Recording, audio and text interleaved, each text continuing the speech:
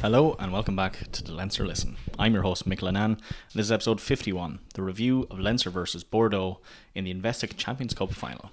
This episode's content today will be the match results, the overall opinion and match analysis, and then a discussion point on Cullen, Nienaber and Bleilendal's future. Alright folks, just getting into those match results of the weekend. So we had Ulster versus Montpellier that ended up 26-59 in the favour of Montpellier, who have won the Challenge Cup. And then unfortunately the next one up there was Leinster 19, Bordeaux 41, and Bordeaux being 2 in a row now for the Champions Cup, and fair play to them. They're secured their second star back to back, which is a fantastic achievement for them. Let's just go into... Yeah, it's quite tough actually. This is quite a tough episode. Let's go into my prediction there. Obviously, I'm not a betting man, and thank God, because I would have lost everything. My prediction there was 27-24 to Leinster, with the actual score there being 19-41 to Bordeaux. A hammering. Yeah, it was a hammering. It was a hammering from half-time as well. It was 35-7 at half-time. That kind of told the whole story. Yeah, I think it's probably their heaviest ever final defeat, I'd say. Not one that many of us wanted to watch after the 15th minute, especially not up to the 40th minute. It was very tough to go. But look, I'm going to start this episode with something good, a silver lining amongst all of this very, very, very dark clouds in the distance. And that is going to be a good news story about Joey Carbery.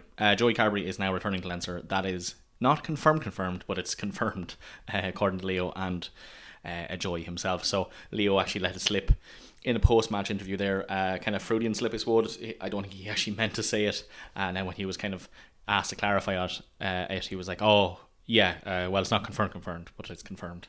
But then the same journalist went, very, very savvy there, went to Joey and said, are you returning to Leinster? Because Leo said it. And Joey said, well, look, if Leo said it, then yeah, it is confirmed. I am coming back. So look, I think it's probably a good thing. I remember having the episode there before where I talked about this, and I said I don't think we need to add another 10 into the mix, considering we have Frawley, Byrne and Prendergast. But after this weekend, I think we're going to have a huge gap there in a Kieran Frawley shape in our wall there, unfortunately. So look, hopefully Joey coming back from Bordeaux is going to inject a huge bit of pace for us. He's obviously a fantastic player himself. It was sad to see him go in the first place over to France. And yeah, look, let's take it. We have to take some silver lining from all this. But we have to go back into this. And here we go. Look, getting into the match there, I suppose before the game even began, there was kind of an air about it that kind of put the writing on the wall a bit. And that what I'm talking about here is kind of the atmosphere of the team buses coming in. I was watching the Investec Champions Cup Instagram page, and they had a couple of videos there, obviously, of the two team buses coming in, and the difference was night and day in comparison. It was just completely different. Bordeaux, obviously, they had flares, they had young people sharing like shirts off, shaking them at the bus. They had banners, they had posters, they had drums from the fans who were just playing them, huge flags, had flares everywhere, chants, singing, fans going crazy, throwing water, throwing beer. Like a proper introduction to that final. Exactly, it meant what as much to the fans as it meant to the players, and they really showed it.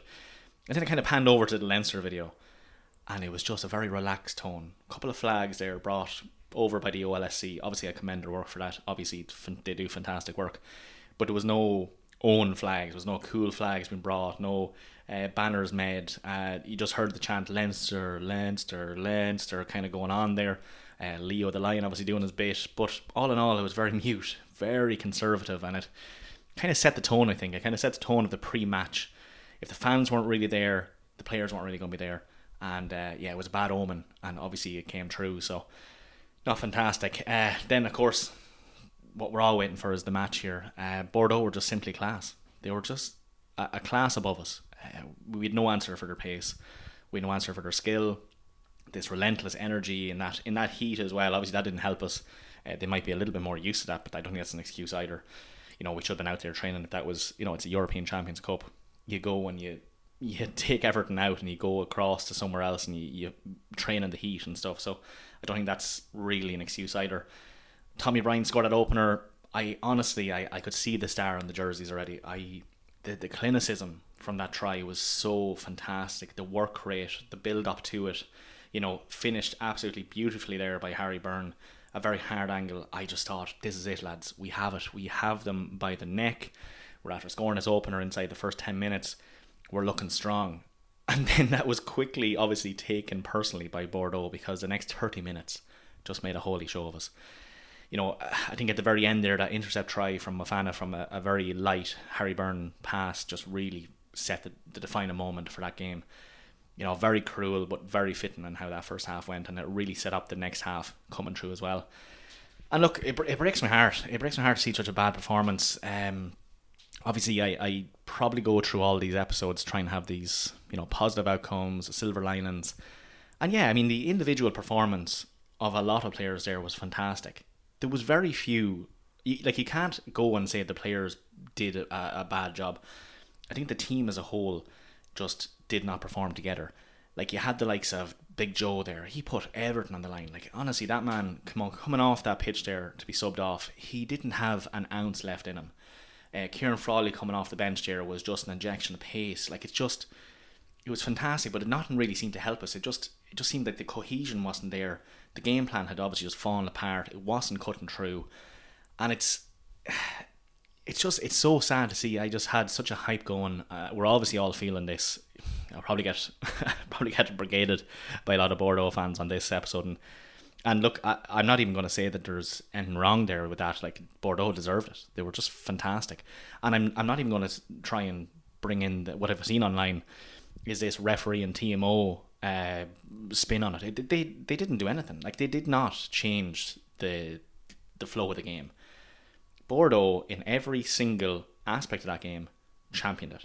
The only place maybe they didn't was the scrums. We held our own. We didn't win the scrums. So, look, it's a very tough day for a Leinster supporter. Obviously, that's 5 finals in a row now that we've had to, unfortunately, witness and have this crushing defeat. It's soul crushing. We all know it. It's a familiar feeling at this point. But I do have to say, if I was to pick a silver line from this, we did get into another European final. We did that. We are the second best. If you want to go with that, we are the second best in Europe. Getting into these finals is a statement piece in itself. We're second in the URC. We've home advantage for the quarterfinal, probably home advantage for the semi-final. Maybe the final, if things go a certain way, we'll have a home final as well. So, I think we have to look at that and say something's going right, but then obviously coming to the final stages, something just does not click with us. It does not work. It's obviously the game plan. I think the individual, if you looked at every single player on that team sheet, we have world class players. They are fantastic. They are so skilled. If they went anywhere else in any team, they'd be salivating at the mouth just to even get a lease of some of these players. So, my God, it's a tough one. It is a tough one. I suppose let's just go into some of the key aspects of the game. I suppose the scrums there, as I said, they were mixed, probably leaning a bit negative. We held our own. Bordeaux scrum was a very strong platform. They were 21 kilos heavier than we were, so that was straight off the bat. You're going to have an issue. Obviously, even their bench brought that heaviness even more so.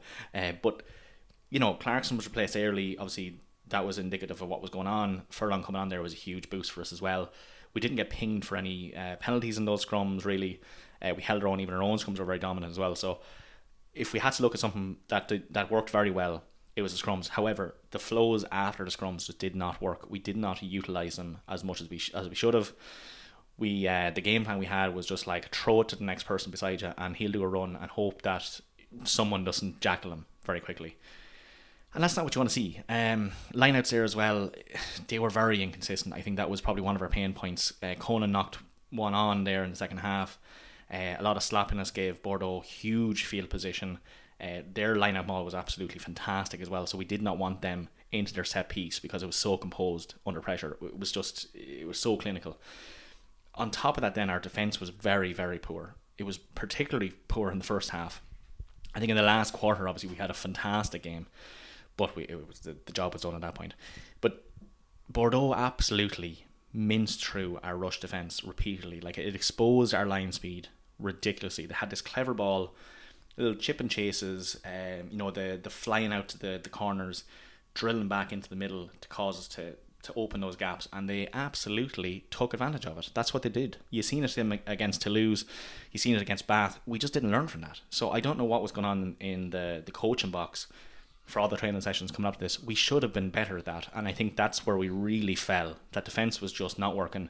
At half time they should have said, right, wipe the board here, this is what we need to do, change it up.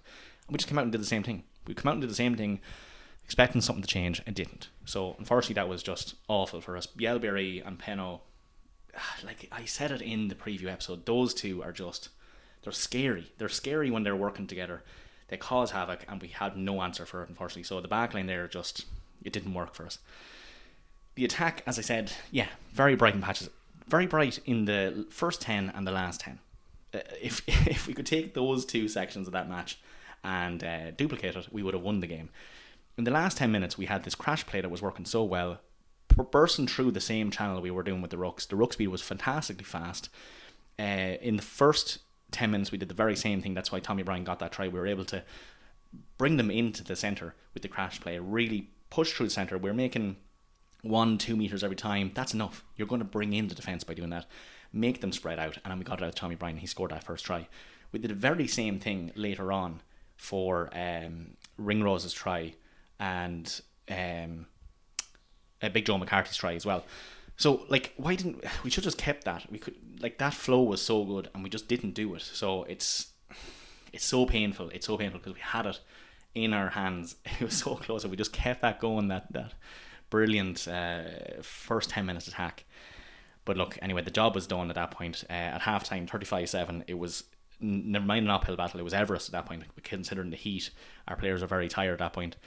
Our kicking game was definitely not strong. We were kind of all over the place. Rush defence just poor. Look, I will go into some notable players. Obviously, it's going to be Leinster players only. I think there'll be enough people talking about Bordeaux for the next month, so we don't need to talk about them. Obviously, firstly, Tommy O'Brien. I think he has had the best season he has had probably in his career. He had continued that into his game. Nothing he did there was disappointing. He was a fantastic player. He was in the right positions all the time. Obviously, that opener try was fantastic. I think he is the person that we need to invest in now coming into the URC quarterfinal. We need to make sure that he is given every opportunity to play ball. He is key to our attack. He's also key to our defence. He's fantastic. So, fair play to Tommy O'Brien. In my eyes, man of the match for us. Big Joe McCarthy as well. Jesus Christ. Like, he put everything on the line. He looked visibly drained, and it wasn't because of the heat. He did everything right. He scored obviously the second half try, which is fantastic. This dive, like watching the man of that size dive for the line was crazy in itself. And then he was a victim of Luku pulling his hair as well. That's probably why he was drained.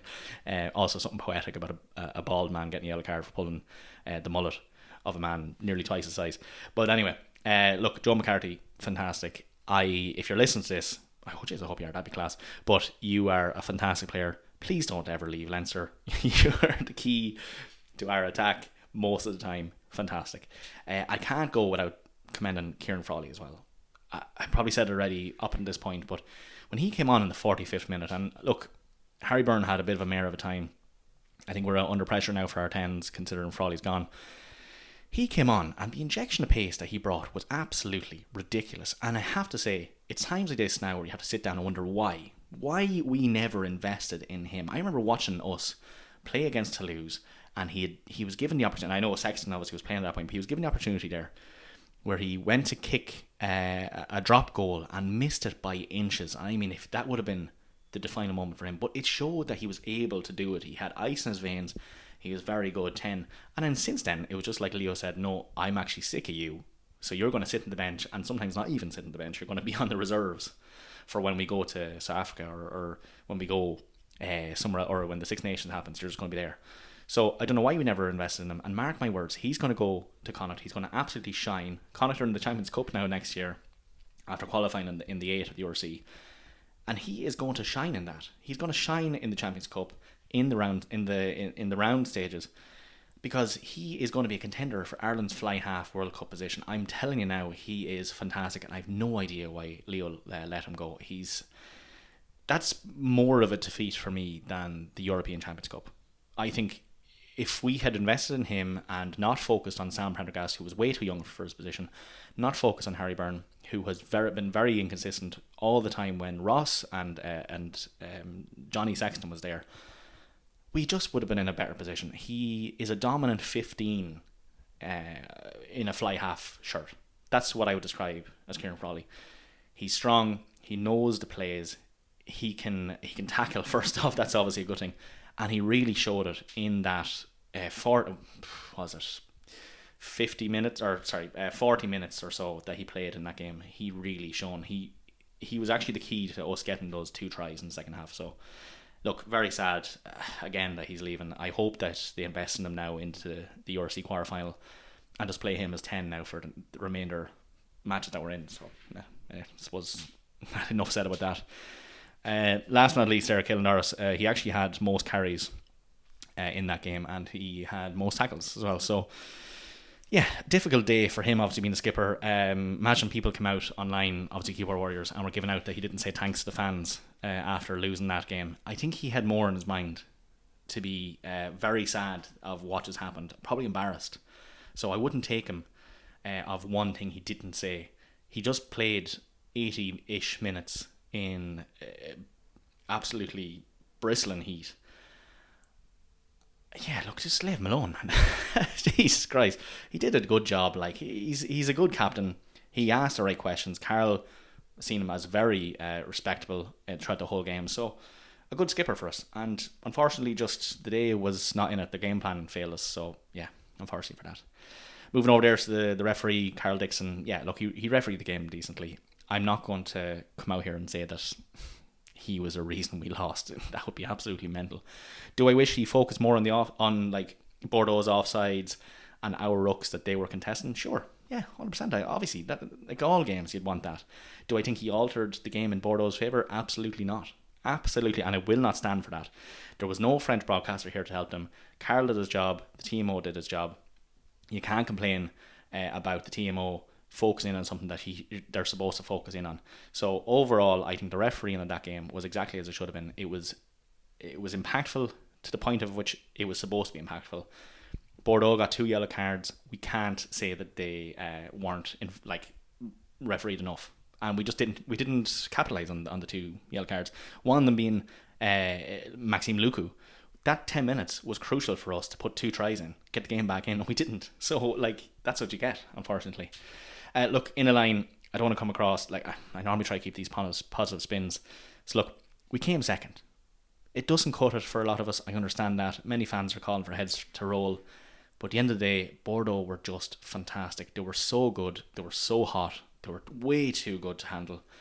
And they deserved it. They wanted it more than we did. We deserved to be trashed, actually, I think, because we went in there with an air of, we'll just do this and we'll just win because we are Leinster and we have these players, and Bordeaux are just Bordeaux. No, they deserved it. They had such a fantastic game plan. It just worked so well for them. And look, what do we do now? Well, we get back to the grind and we win the URC. Folks, the next game, as I said there, is Leinster versus Lions in the quarterfinal of the URC. That is Saturday, 30th of May, this Saturday coming, obviously, and it's in the Aviva Stadium. So I think there is tickets still available. Hopefully the weather is like it is out there at the moment. It's absolutely lovely out there. So let's try to get back behind the team here. I know they're going to be very down. They're going to need our support. We want to retain the URC. We won it last year. Let's get a back-to-back URC. Really show what we're made of. Get some silverware. So get behind the folks there. Alright folks, I haven't done a discussion point in a while, but I think actually this one is the one to do it. And this is one about Cullen, Ninabar and Billandall's future. So yeah, look, before the game even finished, I think it was around the 60th minute, you would have seen an awful lot of people coming on, making posts on Reddit, the Leinster Rugby Reddit page. There was loads of comments on Instagram, a couple of those big Instagram pages that I'm not too much of a fan of, were coming out saying, oh, you know, this is it, Leo has to go. And look, I'm not gonna sit here and try and prove down your neck that you're wrong or that your opinion is invalid because we shouldn't be calling for anyone to go. I'm not going to do that. What I am going to do is I'm going to just look at what exactly we would do if they were to move, right? Who would we have? Who would we call upon to take charge of this very performant Leinster team, this hugely Irish seeding team that is a powerhouse all the time, really. Like we're second in the URC. We've just lost another European final. So what is the future there, I suppose? Well, Cullen he's a contract until 2027. That is the case, right? It's probably coming up until the World Cup, and then they'll discuss it further. Bar and Bielle, they're 26-27 season as well, so they'll be here for another one, right? I think to cut them short, we'll have to pay them out. Personally, let's start off here by saying, do I personally think they should go? I don't think Cullen should go, and that's going to cause a bit of controversy there from folks. I think you might think I would want him gone. I don't. I think we've obviously struggled for the finals, but we're still getting to finals, lads. We're still getting those fantastic wins. We didn't lose a single game in the European Champions Cup from the round stages all the way up to the final. We went on an 11 win streak there during the season between the URC and the European Champions Cup as well, and we done well enough. Now, do I think Bar should stay? Absolutely not. I think he should be gone. I think we've tried and we've tested his game plan. It does not work. I think at this point it's nearly conspiracy theory that he is just trying to disrupt Irish rugby. So, allegedly. I'm not obviously pushing that conspiracy theory. But Razzie, that I wouldn't put it past him to come up with an idea like that, to send his friend over and disrupt Irish rugby. So, look, I think Bar, his time is up. That experiment has run its course. It's found wanting. We don't need it anymore. Off you go. Do I wish we had not got rid of McNamara? Absolutely, that would have been fantastic. Stuart Lancaster as well. Let's go back to that. But look, it is what it is. Biellendale as well. I think Biellendale. I just don't understand. He's so young. Where does the experience come out of there? When he came in originally, I didn't even know who he was, and I had to look him up. And I was just thinking, you're such a young person, and fair enough, I'm not trying to be ageist here, but sometimes you want your coaching staff to be very experienced, very tenured, and I didn't think he had that coming in. Now, obviously, again, we're getting to it. Like I'm kind of double back on myself there, because I just said we're getting to finals, we're getting second in the URC, but it was a struggle. We won those games. They were dirty wins. They were very, very tough wins. We lost some of the games that we definitely shouldn't have. Our game plan in certain situations there was just abysmal. We lost that game to Glasgow Warriors there during the year. Absolutely terrible. So all of these kind of things blend into each other, and you can't look at it at a surface level. You really have to dig in. So yeah, look, I don't think Cullen should go. I think Bar and Bielle should go. I think their time is up. I don't know who you replace them with, though. Like, this is the issue. Do you go back looking through some of the Irish legends that we had, bring them in as, expert panels into the coaching staff? Do you look towards Southern Hemisphere rugby again? Do you try get the likes of somehow get McNamara back? I don't think he's going to want to leave Bordeaux, but like you need someone of that caliber. You need someone who's going to come in and really rattle the cages. And I think what's going to happen here is if the URC isn't won by us, if we don't retain that silverware, I think Cullen will go. I think he'll probably go himself. Bar, obviously, if we don't win that, I think he'll also go. We'll have to pay him out, though, because our contracts will be cut short, which isn't great, and that does have an effect on us. It also does have an effect on trying to approach other coaching staff, because they will get the feeling of if you don't have one season of performance, you'll be gone. Or looking at it as a whole, as we did here, those two coaches got to a European final and second in the URC, but still got sacked. So yeah, bit tough there. But yeah, I just think we need a bit more injection into our game. As I said, Cullen he needs to stay. I can't see a place where Cullen goes. I think what's going to happen here, this is a scenario, right? Cullen leaves, right? Are we okay with one season where a new coaching staff comes in, changes up the whole thing? We don't perform too well because we're changing our style. We've released a couple of older players who we don't need anymore, which again I do believe we should get rid of, and not just hold on to them because they have essential contracts. So would we as Leinster fans be happy with a season where maybe we don't get into the final 8 of the URC, and because of that, we're in the Challenge Cup. Are we happy enough with that? Are we happy enough with second best, not second best, as in not actually making ground at all, but laying the foundation for the next season? Because I think if that happens, you're going to have a knock-on effect of fans not wanting to go to games where we're losing, which happens all the time. And that happened actually last season, where we had a season that we won every single game, and the fans were great. They came to all of them, and in the start of this season, it dropped completely because we lost the finals. Well, we lost the European final, but we started losing matches in the early stages of the URC, and then the fans kind of fell off. So you have this two-pronged effect that if we do get rid of Cullen, I think we're going to have an issue with an awful lot of these players not having the faith in the new coach. There'll be a lot of disruption there. We'll probably be trying to find our feet again, and then we'll end up losing. So yeah, I just think it's going to be tough. It's going to be tough regardless. I think I think an awful lot of fans, rightly so, have lost respect for Cullen. They want him out. They've been saying this for 2 to 3 years now already. We just haven't been where we were. We haven't won a Champions Cup since 2018. We've been in 5 finals. It's not good enough. And that's fair enough. I agree with you. I think it's not good enough. I think we need to be more performant in the finals, and it is hard. It's hard to go to these matches. It's hard to get your hopes up. It's hard to put your heart on your sleeve and shout with this team with the pride that you do all the season, only for them to just have such a bad performance, such a broken game plan in the last leg, in the last hurdle when it really matters. And it's so hard.